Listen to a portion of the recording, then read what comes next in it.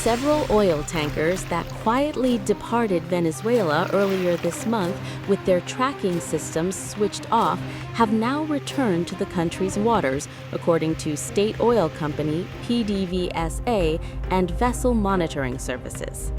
At least 4 of the ships, most of them carrying crude, had left Venezuelan ports in early January operating in so-called dark mode, a tactic used to avoid detection amid a strict maritime blockade imposed by the United States. Their return highlights the growing strain on Venezuela's oil exports under the embargo, which has sharply reduced shipments to minimal levels. Monitoring data showed that a flotilla of around a dozen crude-laden tankers, along with at least 3 empty vessels, sailed out of Venezuelan waters last month in what appeared to be an open challenge to the U.S. restrictions introduced in mid-December by President Donald Trump. Those measures intensified pressure on Caracas and disrupted shipping routes, forcing many vessels to turn off their transponders to evade interception. However, the effort met mixed results, with several ships either stopped or compelled to reverse course. One of the most significant incidents involved the Panama-flagged supertanker M. Sofia, which was intercepted and seized by U.S. authorities this week while attempting to return to Venezuela. Another vessel, the Aframax tanker Olina, sailing under the flag of Sao Tome and Principe, was also intercepted but later released and allowed to head back to Venezuelan waters, according to PDVSA. U.S. officials had earlier confirmed that Olina, previously known as Minerva M, would be freed. Satellite imagery reviewed by tankertrackers.com later confirmed that 3 additional tankers from the same group, the Panama-flagged Merope, Cook Islands-flagged Min Heng, and Panama-flagged Thalia 3, were spotted back in Venezuelan waters late Friday. The monitoring service said all the vessels identified as having departed earlier were operating under U.S. sanctions at the time. A separate group of sanctioned ships was also observed leaving Venezuelan ports empty after completing domestic transport or unloading imported cargo. These maritime movements come as Venezuela remains under strict U.S. supervision following the capture and extraction of President Nicolas Maduro last week. U.S. authorities indicated that the next phase could involve a return to structured oil exports as part of a proposed $2 billion crude supply agreement currently being negotiated between Caracas and Washington. President Trump told senior oil executives on Friday that discussions on the supply arrangement had advanced.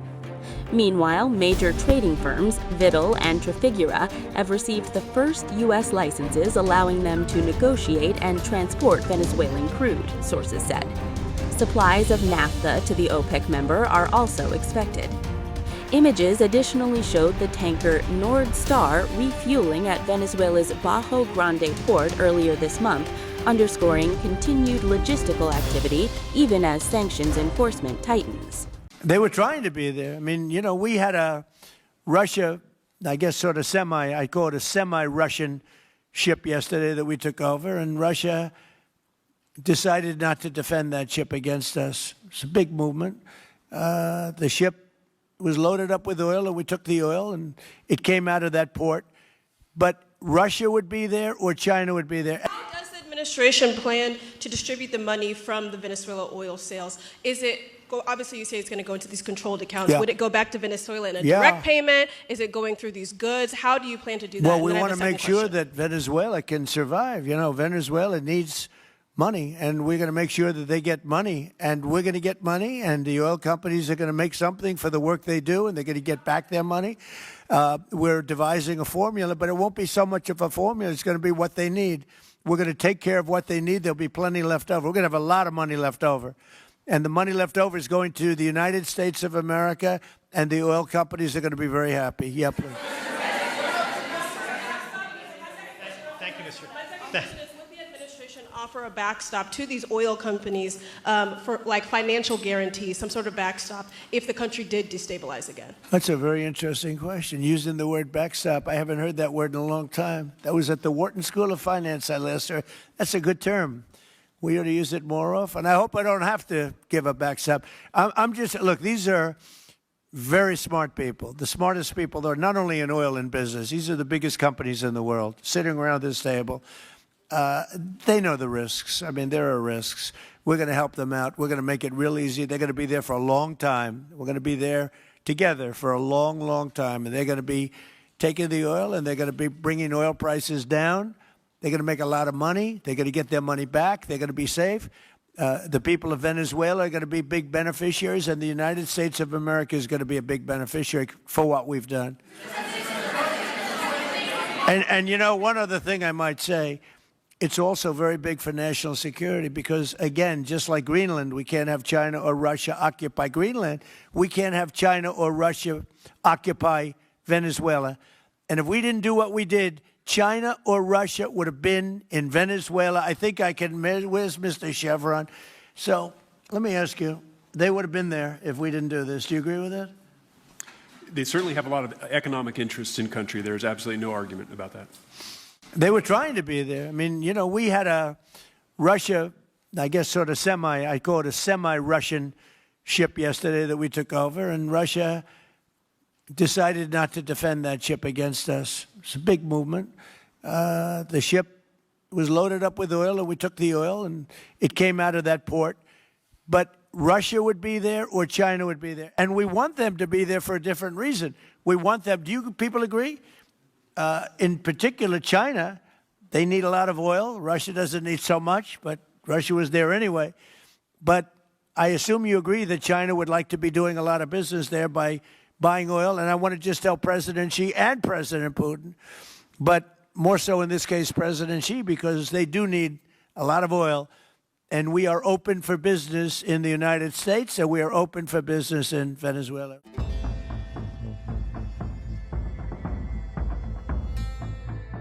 The United States has struck again at sea. Another oil tanker has been seized in the Caribbean, this time the Olena, in a bold pre-dawn operation that underscores Washington's tightening grip on Venezuela's oil lifeline.